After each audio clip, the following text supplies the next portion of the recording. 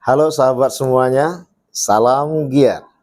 Berjumpa di channel Al.Andawi Andi. Jangan lupa klik tombol subscribe dan nyalakan loncengnya ya. Terima kasih. Assalamualaikum warahmatullahi wabarakatuh. Berjumpa lagi bersama channel Al.Andawi Andi dalam seputar penelitian ilmiah, makalah, berisi makalah, skripsi, tesis, juga masalah diskusi dan tentang wadah penelitian di dalam berupa destinasi, hiburan dan sebagainya. Kali ini kita bersama dengan salah seorang bimbingan kita skripsi, Tika Setiautami, membahas tentang dampak overthinking dan pencegahannya menurut Muhammad Quraish Shihab, studi surat Al-Hujurat ayat 12. Baik, Tika, ini kan overthinking ini merupakan suatu kajian yang lagi viral di kalangan remaja, betul kan? Ini menarik ini Ustaz tengok, karena overthinking ini kan kalau kita terjemahkan secara bahasa itu kan pikiran yang berlebihan, atau bisa dibahasakan yang lainnya dengan orang terlalu banyak berpikir, atau dengan bahasa yang lainnya terlalu was-was, ada aja dipikirkan. Nah, yang menarik di sini yang perlu Tika angkat adalah bahwa orang yang banyak berpikir, yang tidak terkontrol pikirannya. Siapa dia? Ya, seperti orang yang kurang ilmunya, kurang berilmu, terlalu berambisi. C, kurang beribadah. Bagus. Nah, inilah tiga ini dulu, kurang berilmu, terlalu berambisi, kurang beribadah. Inilah model-model orang yang berpikir berlebihan bisa mengarah kepada buruk sangka. Ini yang sebenarnya yang kita bisa nanti mau jelaskan maksud dari overthinking. Yang kedua, orang yang tidak memiliki rencana dalam berkehidupan. Yang pertama, orang yang banyak berpikir, yang tidak terkontrol pikirannya, kurang berilmu, terlalu berambisi, kurang beribadah. Yang kedua, ini kalau ini tadi kajiannya masuk kajian ilmu dan ibadah. Kurang ilmunya hingga dia terlalu berambisi disebabkan karena kurang ibadahnya. Tapi dia pernah mengenal ilmu dan ibadah. Nah, sedang ini orang yang dalam kajian sosial, orang yang tidak memiliki rencana dalam berkehidupan, sama sekali dia tidak punya ilmu dan tidak beribadah. Ini mau kita dudukkan overthinking. Kalau ini tidak Tika dudukkan, Tika akan kejebak. Overthinking yang mana? Ada juga overthinking yang dibolehkan. Orang berfilsafat itu, orang berfilsafat yang dibolehkan beroverthinking. Orang yang berfilsafat, 2, intelijen, 3, intelektual, 4, dosen dan guru. Intelektual ini termasuk adalah peneliti, ya, peneliti atau dosen. Sedangkan sini guru sekolah. Dia selalu overthinking. Dia harus berpikir. Dia berpikirnya dia lebih dari orang yang umum. Kenapa? Karena dari pikiran yang berlebih itulah dia akan menghadirkan rencana-rencana di dalam dia mengajar, dalam melakukan sebuah penelitian, di dalam melakukan penyidikan, di dalam melakukan renungan-renungan yang menghadirkan ilmu-ilmu yang baru. Ini harus kita dudukkan. Nah, nanti akhirnya overthinking yang mana yang dimaksud dilarang. Overthinking yang kita bahas dua hal tadi. Nah, inilah yang harus kita cari di tafsir Al-Misbah. Dalam ayat apa? Hujurat ayat 12 Quran surat Al-Hujurat. Duduk kan? Nah, ini tinggal direhab lagi. Mana yang direhab tadi di bab 4? Ini dijelaskan di mana nih? Di bab 4.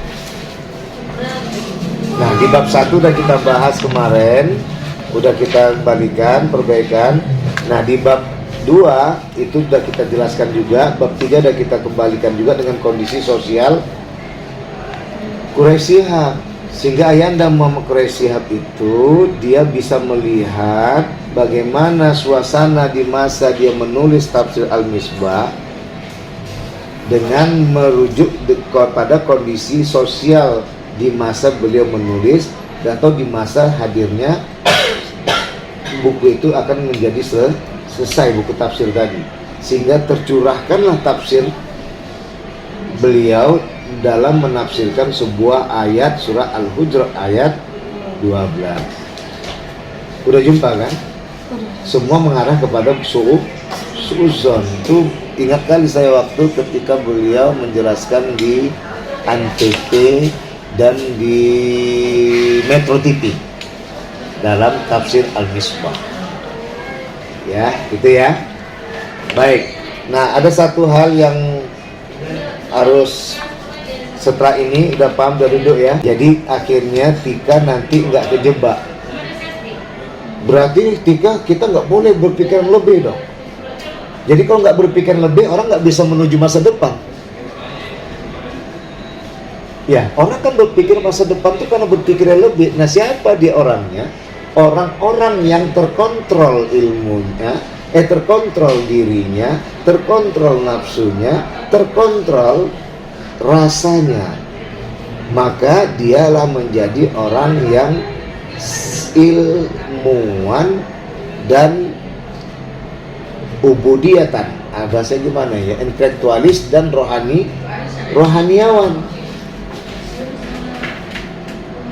Orang rohaniawan dan orang intelektualis harus memiliki pikiran yang lebih, karena dia akan memikirkan jauh ke depan bagaimana dia untuk menyiapkan hal-hal yang tak diinginkan. Tapi orang yang tidak memiliki ilmu atau dan orang yang kurang berilmu atau orang yang tidak beribadah atau orang yang kurang beribadah, inilah yang dikhawatirkan terjadinya.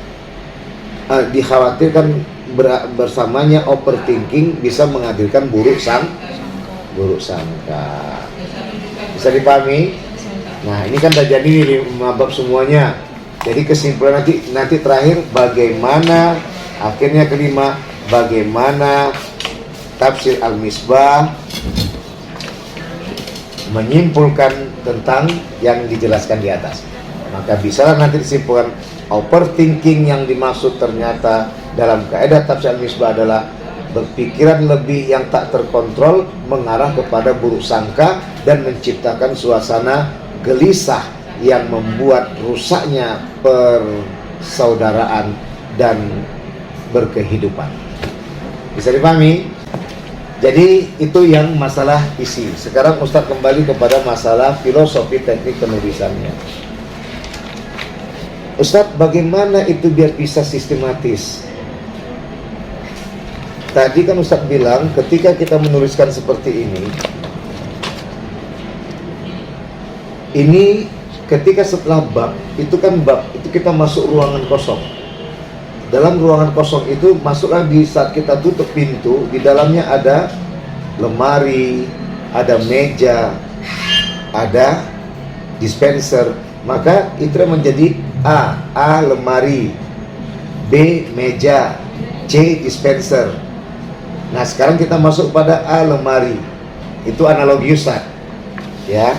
A lemari, maka dibuatlah satu di dalam lemari tadi. Lemari adalah tempat penyimpanan barang apapun, bisa berupa baju dan lain sebagainya. Maka apakah isi lemari itu? Satu, buku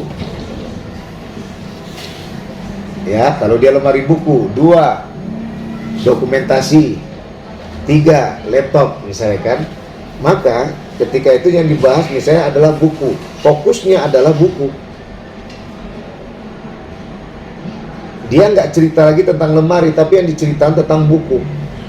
Buku adalah, nggak ada lagi bahasan lemari di atas, tapi sedikit aja. Dan di situ aja maka diberadakan dalam lemari. Apa maksudnya? Di dalam sebuah penelitian, ketika masuk bahasan A itu mengupas apa saja, misalnya latar belakang masalah, rumusan masalah, tujuan penelitian, kegunaan penelitian, itu fokusnya. Dan ada yang lainnya. Tapi ketika masuk kepada B, rumusan masalah, ini nggak ada kaitannya lagi kepada A. B itu rumusan masalah, maka fokusnya adalah 1, 2, misalnya kalau itu misalnya dalam bab 1. Kalau bab 1 tadi A, masuklah tadi latar belakang masalah, kemudian rumusan masalah, ya, kemudian tujuan penelitian, kegunaan penelitian, metodologi penelitian, sistematika pembahasan. Masuk yang bab 2, itu landasan teori. Di bab 2 itu tidak lagi membahas tentang bab 1. Jadi filosofinya nggak ada ngerumpi lagi dari bab 2 ke bab 1. Itu taruhlah udah antar bab. Tapi kalau di antara subbab, misalnya subbab pertama A, latar belakang masalah, dibahaslah semua sampai masuk kepada sub B, rumusan masalah. Rumusan masalah itu fokus dengan rumusan masalahnya tanpa mengkaitkan kepada latar belakang masalah. Oke, itu yang bagian bab 1. Kalau nanti masuk kepada bab 2. Bab 2 di sini pengertian overthinking secara umum. Maka overthinking secara umum tadi yang dibahas, bagaimana overthinking yang dibahas oleh kalangan, apakah di KBBI ada? Kemudian apakah di kalangan sosiologi, ilmu sosial ada? Kalangan antropologi, ilmu manusia ada. Nah, ini yang disebut dengan pengertian secara umum. Nah, ketika masuk yang nomor 2, pengertian secara ahli Islam misalnya, apa itu overthinking, maka dia lepas dari ahli umum atau pandangan ahli mufasir, ahli tafsir, pandangan ahli tafsir gitu ya. Baik, jadi intinya di dalam teknik penulisan ini, perbedaan antara subbab ke subbab berikutnya itu bagaikan kita membahas laci aja. Jangan kupas dulu lemari. Laci itu apa isinya? Fokus dia dengan apa yang dikupas. Hancurnya kita dalam sebuah penelitian ketika kita membahas tentang masalah sosial, kita kaitkan dengan masalah politik. Kecuali dan nanti setelah sosial ada politik, gitu ya. Jadi itu saja yang dikembalikan.